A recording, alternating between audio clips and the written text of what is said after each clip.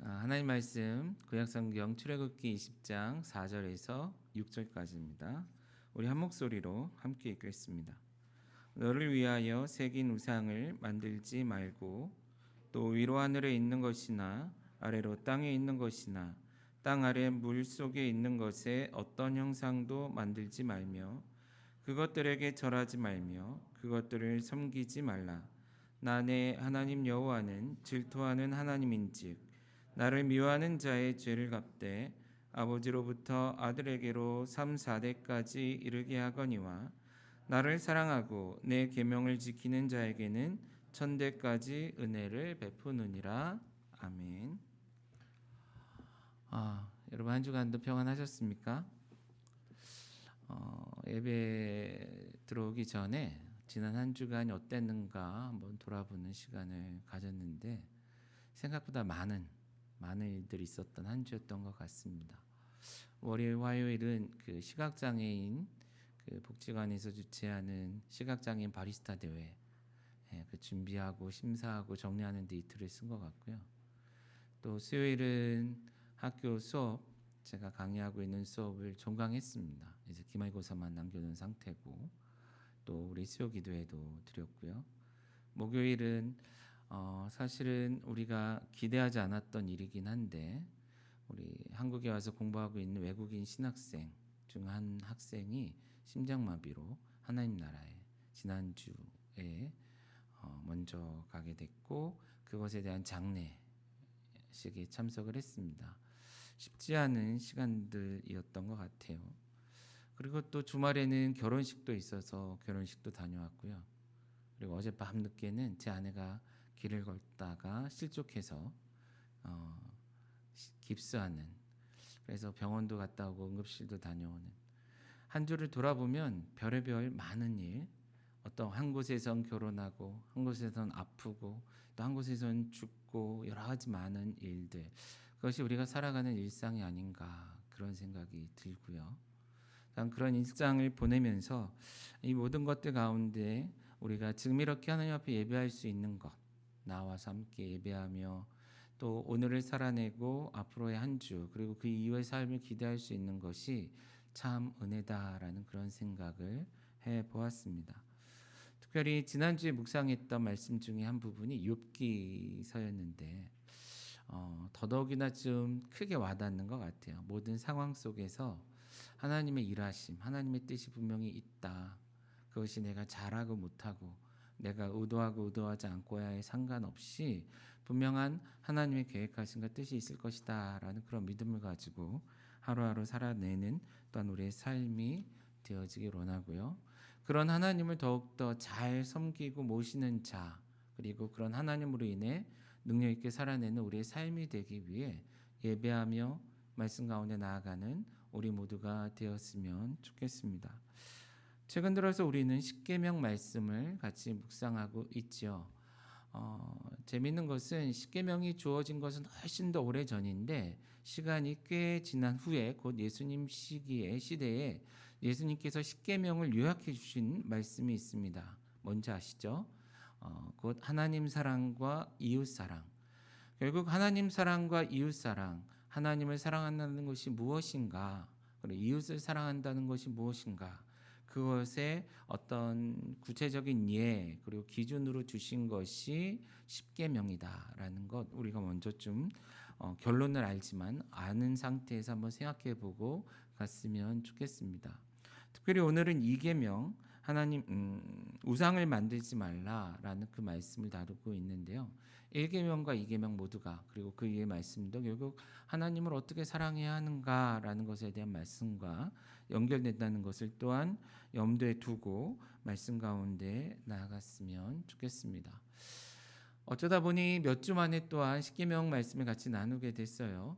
그래서 좀 복습을 하려고 그러는데, 여러분 1계명과 2계명의 가장 큰 차이가 뭐라고 했죠? 기억하십니까? 나 외에 다른 신을 두지 말라라는 것과 어떠한 모양으로도 우상을 만들지 말고 섬기지 말라, 그 차이가 뭐라 그랬죠? 물론 표현상으로 다르죠. 하지만 가장 큰 차이는 1계명은 하나님이 아닌 다른 신을 두지 말라. 사실 없기도 해요. 다른 신은 없죠. 그러나 많은 사람들이 있는 것처럼 살아가고 있는데 하나님만이 유일하신 하나님이다라는 것이 1계명에서의 가장 중심이라면 2계명에서는 그것을 고백하는 자, 곧 하나님만이 하나님이심을 고백하는 사람들이 하나님을 어떻게 섬겨야 하는가, 하나님 앞에 어떻게 예배해야 되는가에 대한 그러한 방법 혹은 지침을 주고 있다라는 것입니다. 안타깝게도 많은 사람들이 하나님을 섬긴다 하면서 우상 숭배적인 신앙관을 적용해서 그렇게 하나님을 섬기고 있고, 하나님을 예배한다고 하면서 실제 하나님이 아닌 혹은 온전한 하나님이 아닌 다른 그 무엇을 하나님인 양 섬기고 예배하고 있지 않냐라는 것이죠. 그런 것을 멈추라라는 표현, 그것을 멈추라는 말씀을 오늘 우리에게 주고 계신다라는 것입니다. 사실 하나님을 형상화시킨다라는 것은 굉장히 위험한 일입니다. 가장 근본적인 이유는 아무도 하나님을 본 적이 없기 때문에 누군가가 그것을 만들어낸다, 그려낸다는 것 자체가 불가능해요. 그렇죠? 그럼에도 불구하고 자꾸만 무엇인가를 만들어내고 있다라는 거예요. 그것 자체가 이미 그것은 하나님이 아니다. 그것은 우리가 믿는 참 하나님이 아니라는 것을 우리가 생각해 볼 수 있죠. 그런데 자꾸만 사람들은 눈에 보이는 무엇, 과거에는 특히 그랬습니다. 오늘 본문에 있는 것처럼 하늘에 있는 무엇, 땅 위에 있는 무엇, 땅 아래 바닷속 깊은 곳에 있는 어떤 모양을 가지고 이것이 바로 하나님이다 하는 그런 신앙을 가졌다라는 거예요. 그 이후에도 여러 가지 모양의 신들이 구현되었죠. 어떤 사람들은 자신의 상상 속에 있는 어떤 모양, 어떤 형상을 가지고 신이다 하는, 하나님이다 하는 그러한 노력들을 해왔다라는 거예요. 그러나 그것조차도 신이 될 수 없는 이유, 하나님이 될 수 없는 이유는 세상에 그 어느 누구도 하나님을 직접 본 적이 없기 때문이다라는 것입니다. 그러므로 이 세상에 있는 어떤 모양, 그것이 내가 가공해 어떤 상상을 통해 만들어낸 모양이든 혹은 세상에 있는 피조물의 모양을 본따서 만들었든 간에 그런 것들을 통해서 하나님이라 하며 그것을 하나님 섬기듯 한다는 것 자체가 이미 하나님께 신성모독적인 행위라는 것을 우리가 생각해 보았으면 좋겠다라는 거예요. 그런데도 안타깝게도 너무나 많은 사람들이 오늘날도 그런 우상적인 잘못된 것들을 신인 양, 곧 하나님인 양 섬기고 있다라는 것. 그리고 더 나아가 오늘날 이 현대에는 또 다른 형태의 우상들, 교회뿐만 아니라 많은 신앙의 현장, 사역의 현장에서 하나님이 아닌 다른 그 무엇이 자꾸만 하나님의 자리를 빼앗아가고 있는 이런 현실을 좀 직면하면서 우리가 한번 고민해 볼 수 있는 이 시간이 되었으면 좋겠다라는 거예요. 그런데 여기서 한 걸음 더 나아간다면 실제 하나님이 관심 갖는 것은 관심 가지시는 것이 과연 사람의 손으로 만들어낸 어떤 형상이겠냐라는 것입니다. 어떤 나라나 어떤 지역에 가면 크고 작은 우상들이 있잖아요. 과연 하나님이 그것을 싫어하는 것일까? 혹은 오늘 많은 사람들이 그림으로나 어떤 대상들을 상대로 종교성을 부여하고 그것을 마치 하나님 섬기듯 하는 것, 단지 그 외적으로 드러나는 것만 하나님이 거부하는 것인가 라는 생각을 해봐야 된다라는 것이죠. 사실 저도 어릴 때 생각하면 그런 보이는 외적인 것들에 좀 집착했던 것 같습니다. 그래서 일부러 그 등산이나 이럴 때 가면 사람들이 돌 같은 걸 좀 쌓아놓은 게 있어요, 그죠? 남들이 보는 데서 못했어도 어릴 때입니다. 뭐 최근은 아니에요.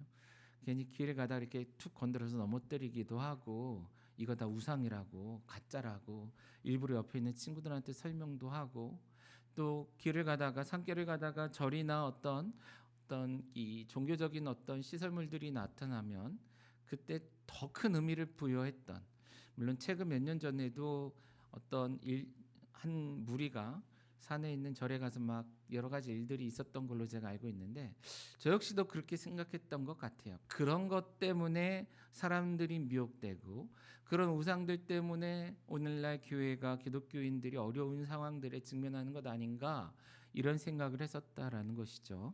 그러나 엄밀히 생각해 보면 실제 하나님이 우상을 만들지 말라, 우상 숭배하지 말라 하시는 이 말씀 속에서 이런 외적으로 보여지는 어떤 돌, 나무, 흙으로 만든 무엇, 이것으로 인한 불편함이 아니라 더 깊은 곳에 있는, 그것을 형상화시킬 수밖에 없는, 그것을 붙잡고 하나님인 양 섬기려고 하는, 그것을 붙잡고 안전을 추구하는 인간 마음 그 깊은 곳에 있는 그것이 태도일 수도 있고 우리의 죄성일 수도 있고, 결국 우리 안에 있는 그 잘못된 태도, 신앙, 종교적인 그런 태도들, 마음가짐에 대해서 하나님이 불편해하시는 건 아닌가 우리가 생각해 보아야 한다라는 것입니다.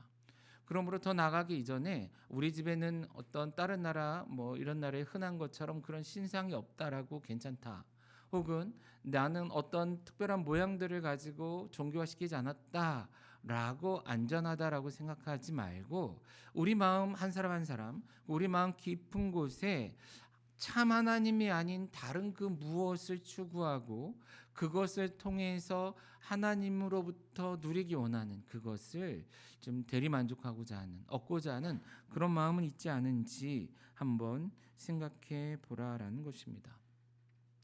다시 말해서 이러한 우상 숭배적인 신앙이 나타나는 가장 근본적인 이유는 하나님 중심적인 신앙이 아닌 자기 중심적인 신앙, 곧 나 중심적인 태도로 인한 문제가 아니냐라는 것이에요.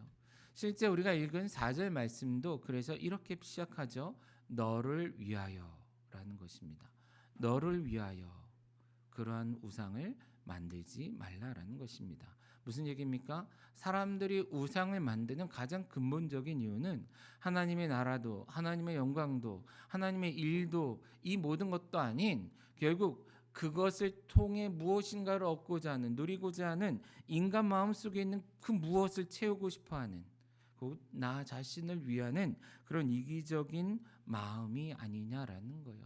그리고 하나님은 그것을 이미 십계명을 주실 때 꿰뚫어서 말씀해 주고 계신다라는 것이죠. 그렇다면 그 인간의 마음 속에 있는 그 깊은 곳에 있는 그것이 무엇인가 한번쯤 생각해 봐야 되는데, 물론 여러 가지로 표현할 수 있을 겁니다. 근데 저는 오늘 두 가지 간단히 말씀을 드리려고 해요. 한 가지는 하나는 적극적인 것이고 하나는 소극적인 방식으로 표현되는 그 인간의 깊은 마음 속에 있는 것. 첫 번째로 적극적인 형태, 적극적인 방법으로 표현되는 것은 교만이 아닌가 그런 생각이 듭니다. 왜 우상을 만들고 그것을 가지고 하나님을 섬긴다고 이야기하는가? 그리고 그것을 가지고 결국 하나님을 통해 자기가 원하는 무엇인가를 이루려고 하는가? 그 마음 깊은 곳 한편에는 인간 스스로 하나님과 같아지려고 하는 마음, 그것은 태초에 에덴 동산에서 아담과 하와가 추구했던 것이죠. 선악과를 통해 하나님과 같이 되고자 했던 그 마음, 혹은 우리의 죄, 곧 이런 악의 아버지라 하는 사탄, 마귀 이런 얘기 하잖아요. 그 존재에 빗대어 본다면 하나님보다 높아지려고 하는 마음, 하나님보다 더 높은 곳에서 세상을 내려다보고 모든 것들을 자기 것인 양 컨트롤하고 싶어하는 그러한 마음, 이런 마음이 결국 교만의 뿌리이다라는 것이죠. 왜 우상을 만들고 그것을 가지고 자신이 뭔가 대단한 것인 양 나타내고자 합니까? 우리 마음속에 하나님과 같아지거나 최소한 다른 누구보다 높은 위치에 서고자 하는 교만한 마음이 있어서가 아닌가 한번 생각해 보자라는 것입니다. 또 한 가지 그와 비슷한 마음이 있는데요. 우리가 우상을 만들고 우상을 숭배하게 만드는, 우상 숭배적으로 하나님을 생각하고 섬기게 만드는 그 소극적인 방법은 무엇인가? 태도는 무엇인가? 저는 이제 두려움이라고 정의하고 싶습니다. 우리 마음속에 있는 두려움이 또한 우상을 만들어내고 그것을 추구하게 하는 것 아니냐라는 것입니다. 물론 두려움의 다른 표현은 안정을 추구하는 욕구, 이렇게도 얘기할 수 있을 것입니다. 안정감을 잃었을 때 두렵죠. 두려움이 찾아왔기 때문에 안정감이 없습니다. 그런데 인간은 끊임없이 이런 안정감을 누리고 싶어 하죠. 두려운 상황 속에 오랫동안 놓여 있기를 기대하지 않아요. 그래서 이 두려움을 극복하기 위해 무엇인가에 집착하게 되고 무엇인가에 매달리게 된다라는 것이죠.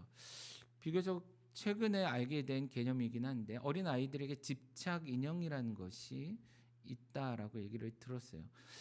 뒤돌아보면 저도 비슷한 게 있었던 것 같아요. 근데 그렇게까지는 아닌데 그냥 무엇인가 손에 들려 있으면 괜히 만족해야 하는 그런 집착 인형. 그리고 이것으로부터 떨어지게 되면 불안해하는 그런 마음. 그것이 뭐 소극적인 의미에서의 어떤 이런 마음이 아닌가.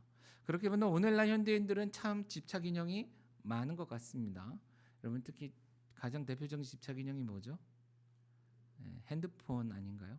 아침에 어디 나가는 길 핸드폰을 집에 놓고 하루 종일 신경 쓰이죠.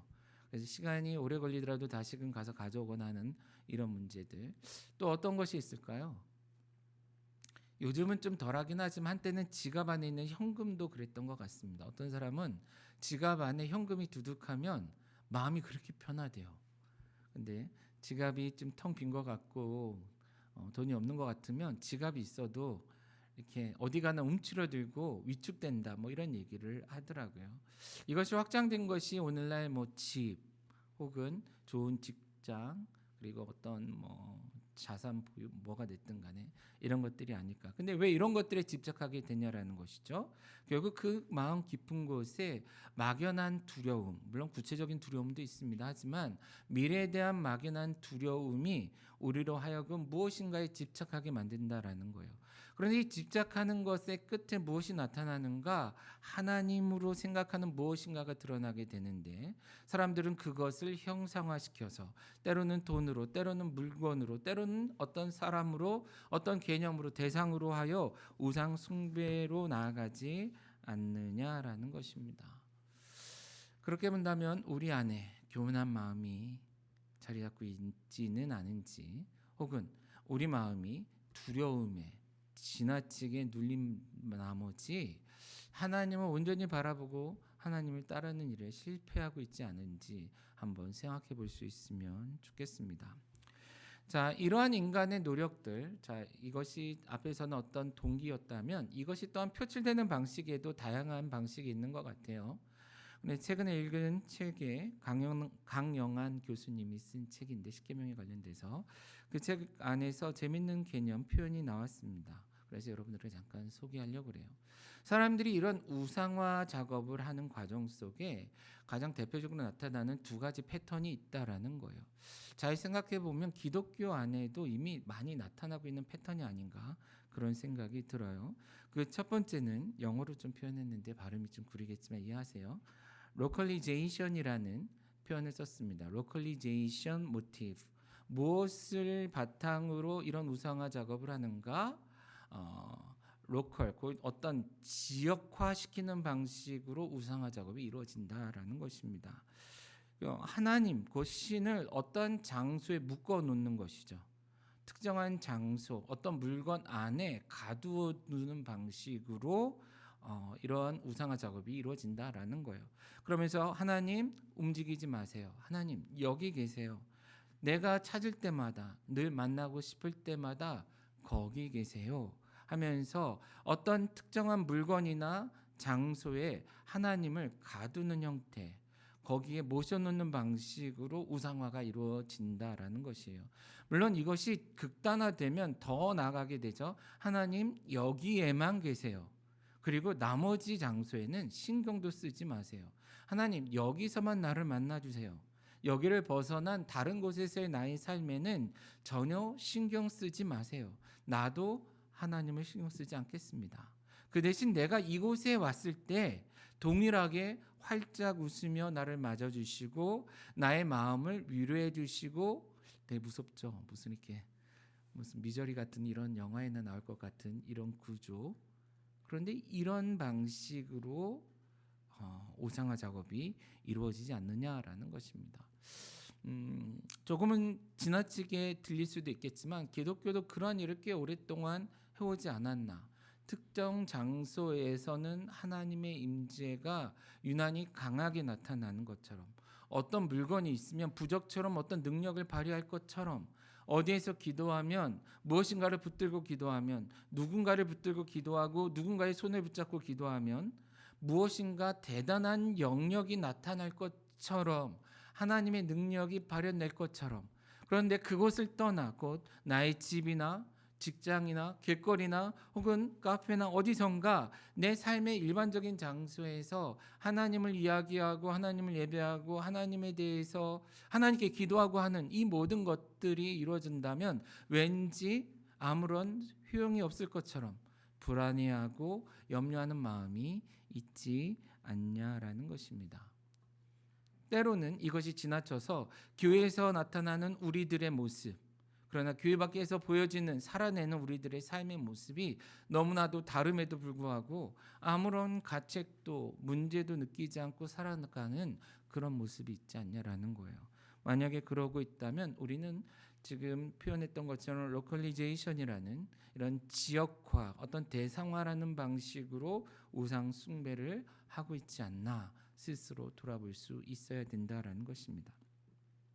또 한 가지는요. 여기서 한 걸음 더 나가는 것인데 영어 표현으로는 manipulation이라는 단어를 썼습니다. manipulation motive. 뭐죠? manipulation은 그 조종하다라는 이런 뜻이죠.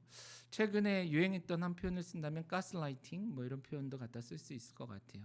무엇인가를 내가 원하는 방식으로 조종하는 것이죠.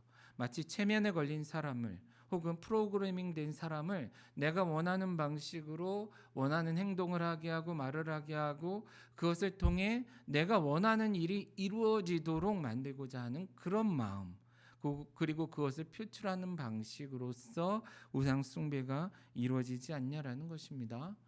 그런데 우리들을 오늘날의 기독교 그리고 교회의 신앙인들을 좀 엄격하게 점검해 본다면 사실 그런 마음이 우리 안에 은근히 깔려 있지 않나 한번 생각해 봐야 하지 않겠냐라는 거예요.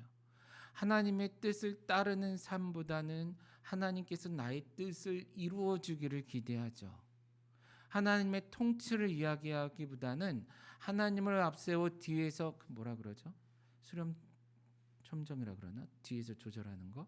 뭔가 뒤에서 비선실세처럼 하나님을 움직이고 싶어하는 그러한 인간의 욕구, 우리의 욕구가 나타나고 있지 않냐라는 것입니다.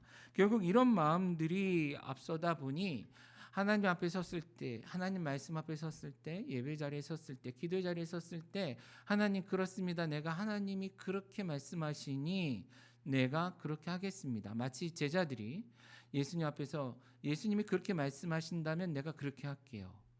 그래서 물고기를 잡기 위해 그물을 던졌던 것처럼 그런 태도를 보여야 함에도 불구하고 그래서 하나님 내가 순종할게요 따를게요 해야 함에도 불구하고 그런 표현보다는 오늘날 기독교의 많은 현장 신앙의 많은 현장에 하나님 내가 이것을 원하니 이것을 해주세요.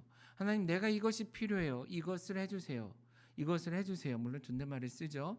존댓말을 쓰나 마치 노예를 다루듯 종을 다루듯 하나님을 대하고 있지 않냐라는 것입니다. 내가 원하는 어떤 결과와 목적을 이루기 위해 하나님은 반드시 내가 원하는 때에 원하는 방식으로 응답하셔야 될 것처럼 생각하고 살아가고 있지 않냐라는 것이에요. 만약에 그렇다라면 우리는 은연중에 십계명의 이 계명을 범하고 있는 것일 수 있다라는 것이죠. 자, 다시 앞의 내용을 정리합니다.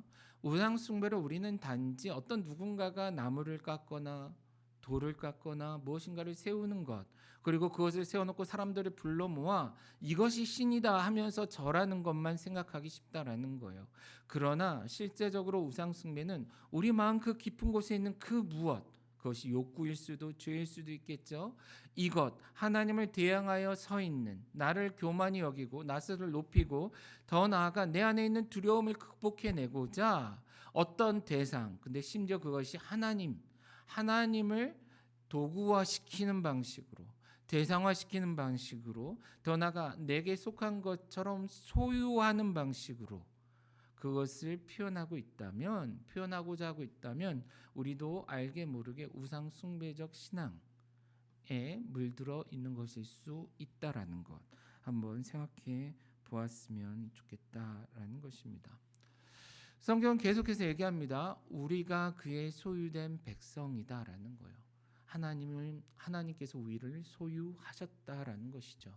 그리고 성경은 계속해서 하나님을 왕이라 표현하며 하나님의 왕적인 통치를 이야기합니다.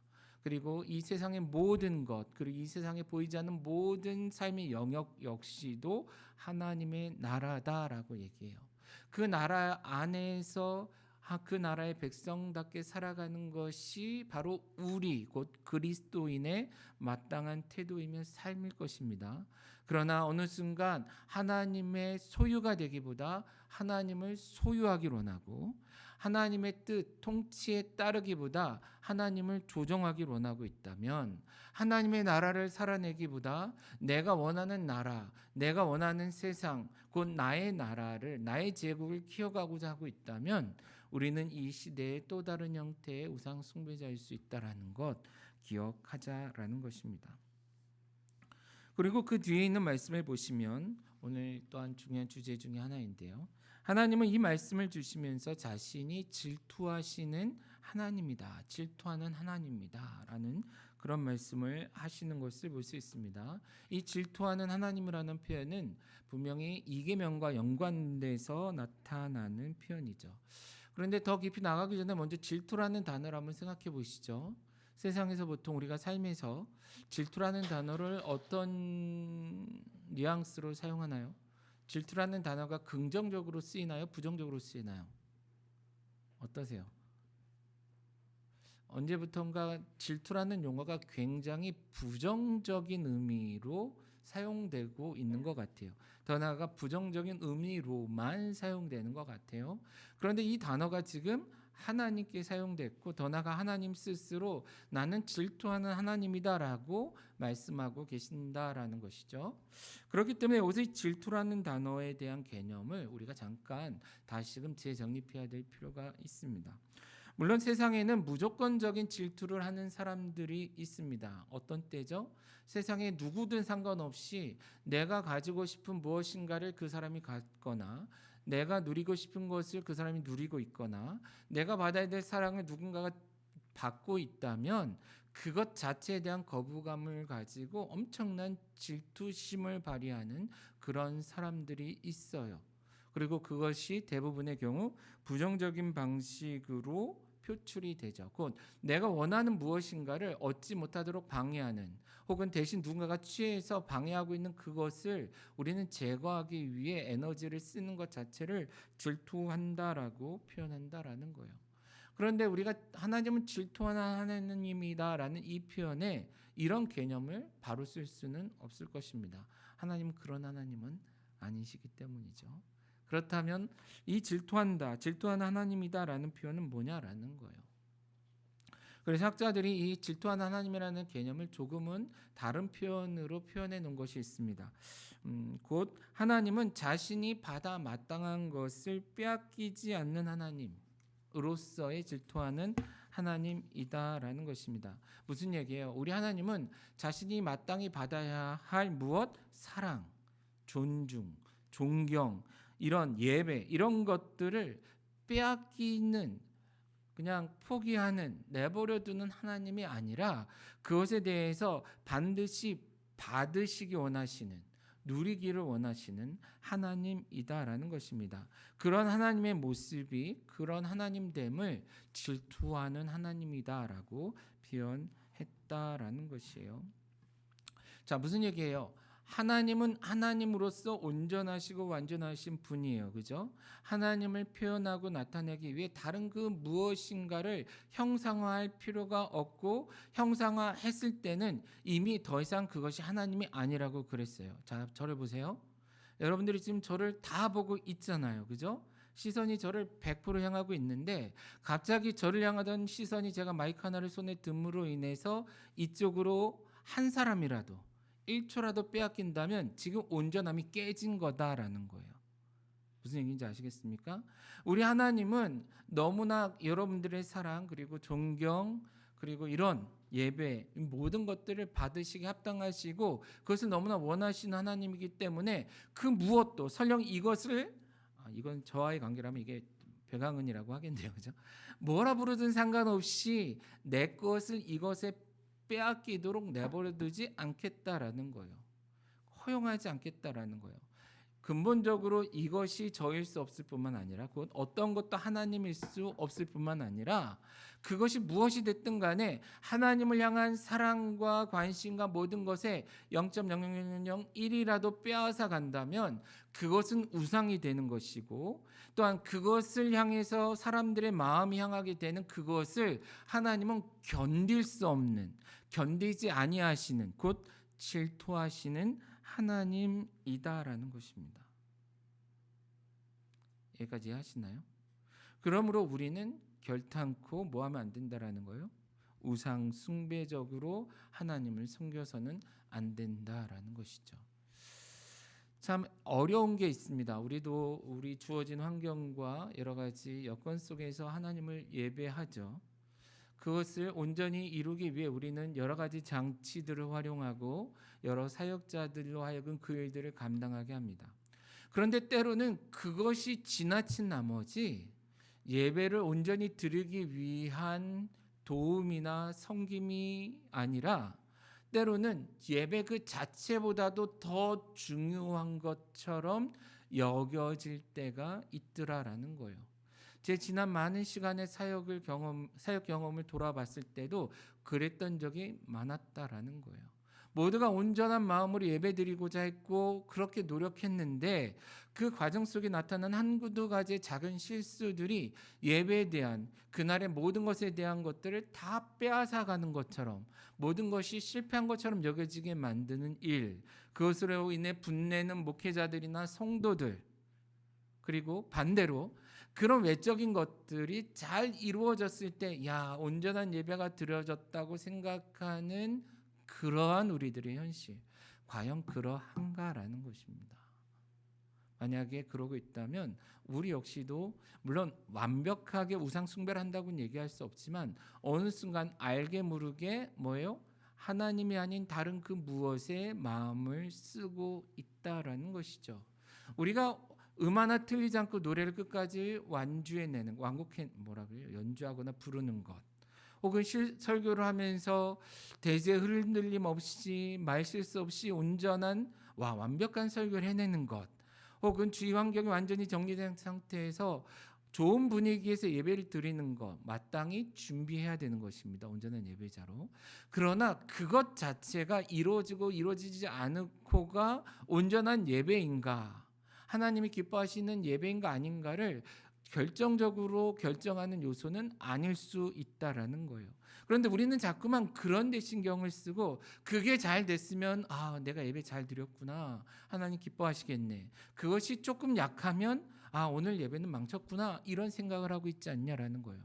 정말 우리 안에 설교자인 나나 예배드린 여러분들의 마음속에 하나님 중심적인, 하나님을 예배하고자 하는 그런 온전한 마음이 있느냐 없느냐에 상관없이, 이 시간 내가 온전한 예배자로 이 자리에 나와 있느냐 아니냐에 상관없이 그런 것들에 온전히 한 시간 노출됐느냐 아니냐를 가지고 우리가 예배의 성공과 실패를 얘기한다면 이미 우리는 알게 모르게 뭐하고 있는 거예요?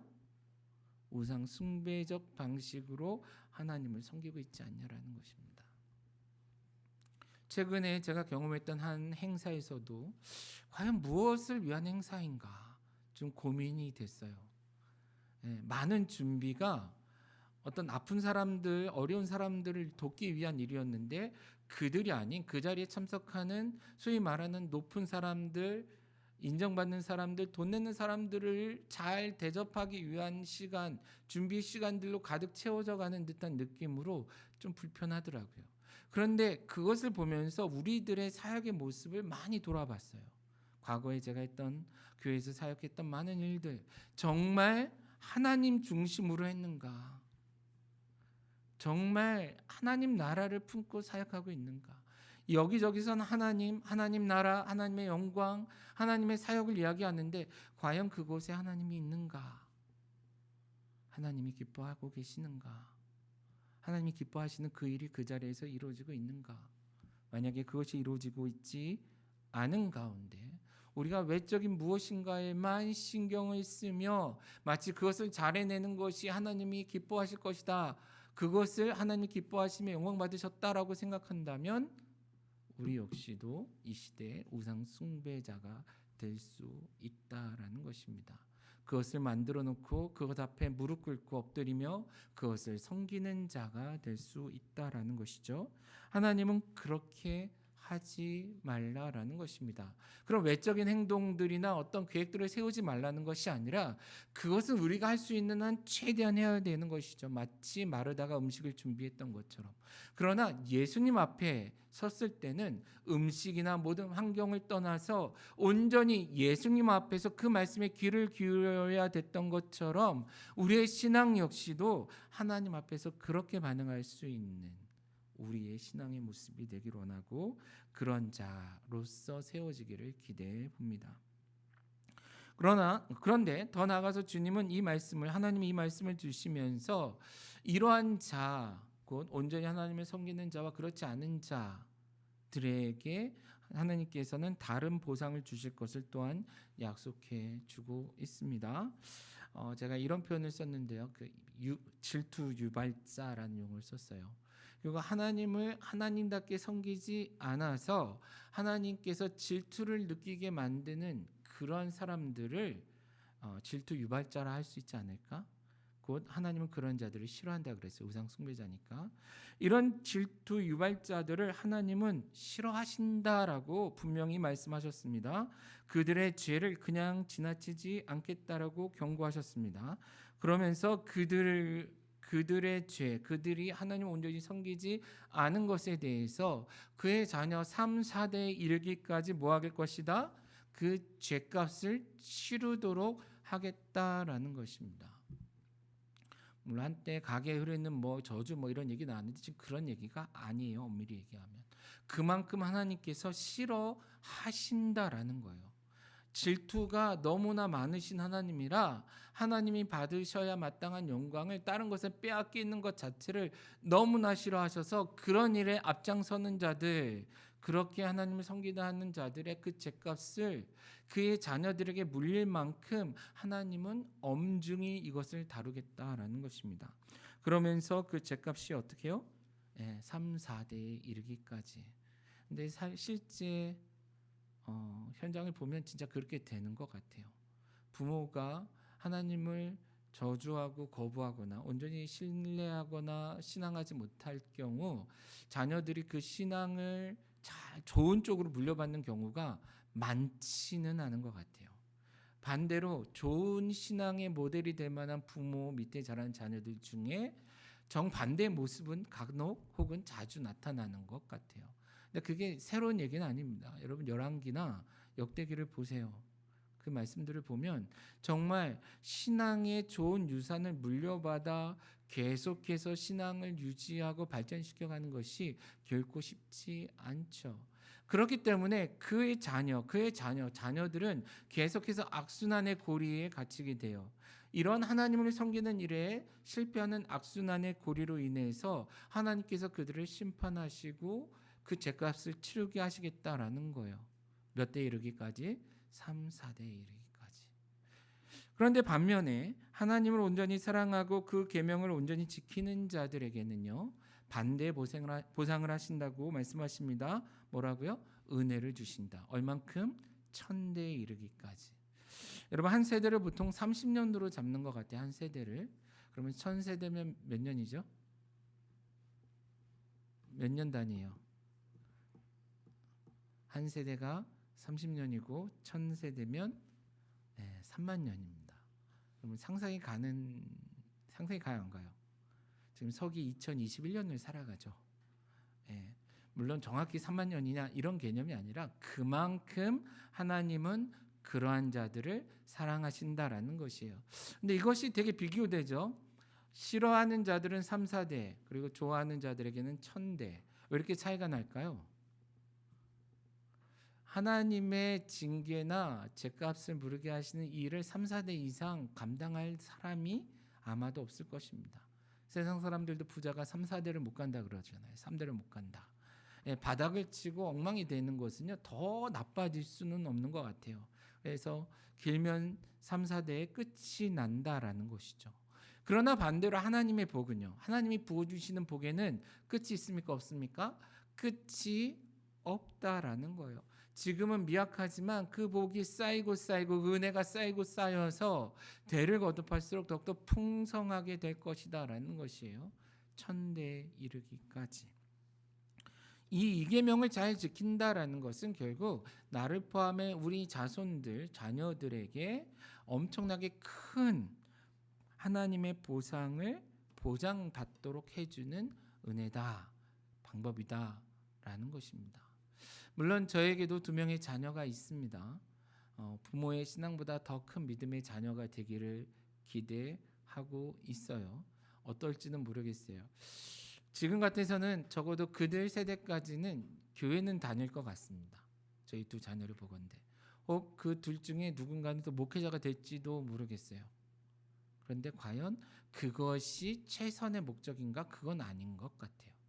제가 기대하는 것은 우리 자녀들이 우리 부모 세대보다 더 큰 신앙의 세대를 이루어가기를 기대합니다. 그래서 그의 자녀들이 부모의 눈치를 보며 교회를 따라다니는 수준이 아니라 부모들보다 더 열심히 하나님의 나라를 세워가는 자녀, 그 자녀의 자녀, 그렇게 세워지는 믿음의 가문이 세워지기를 기대해요. 그러나 안타깝게도 이것이 쉽지는 않은 것 같습니다. 저희 집안 역시도 저 역시도 4세대다 얘기하지만 제 사촌들을 둘러봤을 때도 믿음을 지키며 신앙생활하는 사촌들보다는 믿음 바깥으로 떨어져 나가 있는 사촌들이 훨씬 더 많고, 믿음 안에 있다고 하는 사촌들 중에도 꽤 많은 사촌들은 형식적인 교회 생활을 하고 있는 그런 사람들도 많기 때문에 그래요. 우리의 증조모가 예수 믿을 때 아마 그런 것들을 기대하며 고난받고 박해받지는 않았을 것입니다. 안타까운 현실이죠. 결국 중간에 누군가는 우상 숭배적 신앙으로 변질되고 왜곡되었을 것입니다. 내가 이렇게 했으니까 내 자녀들이 복받겠지. 내가 이렇게 했으니까, 내가 교회를 위해 이거 했으니까, 내가 건축할 때 이거 했으니까, 내가 새벽마다 무엇 했으니까 내 자녀들이 믿음 안에 잘 세워지겠지. 그러나 그것조차도 우상 숭배적 신앙이 될 수도 있다라는 것을 우리가 한번 생각해 보았으면 좋겠다라는 거예요. 자, 말씀을 정리하며 어쨌든 우리 하나님은 그러한 질투의 하나님이세요. 그것이 우리에게는 어떤 면에서 위기이기도 하지만 그 질투의 하나님이시기 때문에 우리에게 기회가 되기도 한다라는 것입니다. 그 질투의 하나님은 자기 것을 빼앗기지 않기 원하시는 하나님이기도 하지만 자기가 사랑하는 자를 잃지 않으며 더 나아가 자기가 사랑하는 자에게 주어질 그 복을 꼼꼼히 챙기시는 하나님도 되시기 때문이다라는 것이에요. 저에게는 그런 믿음이 있습니다. 지금 우리의 고난이, 우리의 어려움이, 우리의 희생과 이 어려운 시간을 보냄이 분명 하나님 앞에 귀한 것으로 나타날 날이 있지 않을까, 있을 것이다 라는 그런 믿음이 있어요. 그리고 우리 저와 함께 사역하고 있는 사역자들의 삶에도, 사역에도 그러한 것으로 나타날 것이라는 믿음은 있습니다. 그게 저의 믿음이에요. 여러분들에게 믿음이 없으면 그건 또 다른 얘기일 수 있는데, 그럴 수 있는 것은 우리 하나님이 이런 하나님이라는 믿음이 있기 때문에 그렇습니다. 그것이 큰 건물을 짓고 많은 돈을 가지고 마음껏 누리는 이런 삶으로서만이 아니라, 그런 것이 아니라, 그런 것만이 아니라 하나님이 기뻐하시는 많은 일들이 우리를 통해 이루어져서 우리를 통해 영광 받으실 하나님의 그 영광이 크고 놀라울 것일 것에 대한 기대가 있습니다. 그리고 그것을 하는 것에 있어서 지금 내게 주어진 상황 속에서, 우리에게 주어진 상황 속에서 최선을 다하는 것, 다 하는 것을 통해 이것이 이루어질 것이라는 그런 믿음, 이런 믿음을 가지고 살아낸다라는 것이죠. 바라기는 여러분들도 그런 믿음으로 그 모든 것들을 해 나아가셨으면 좋겠습니다. 우리가 온전히 하나님만을 섬기는 그 노력을 같이 해 나간다면 결국 하나님 약속하신 대로 천대 이루는 복을 주실 것이고, 만약에 여러분들이 그것을 바라보고 지금 생각하고 있다면 다른 외적인 것이 주어지지 않는 이 현실일지라도 잘 이겨내며 감내할 수 있지 않을까, 그런 생각을 해보고요. 그게 저희 핑계가 되진 않았으면 하고요. 하여튼 그런 마음들이 모여서 함께 하나님께 투자하는 자, 요즘 재테크라는 용어 많이 쓰는데 하나님께 재테크하는 자, 그래서 이 프로젝트를 저희 천대 천세대, 천세대 그럼 천집 같잖아요. 천 제너레이션, 1000 제너레이션 재테크라고 얘기해야 될 것 같습니다. 우리 자녀들을 위해서 지금 우리가 피 흘릴 수 있는 신앙으로 수고할 수 있는 그런 삶의 모습, 사역의 모습이 되어지길 바라고, 그런 모습 속에 온전히 하나님만을 섬기는 우리로 세워지기를 기대해 봅니다. 그런 노력을 여러분들의 삶의 현장에서도 하루하루 해 나갈 수 있는 이번 한 주간 되어지기를 간절히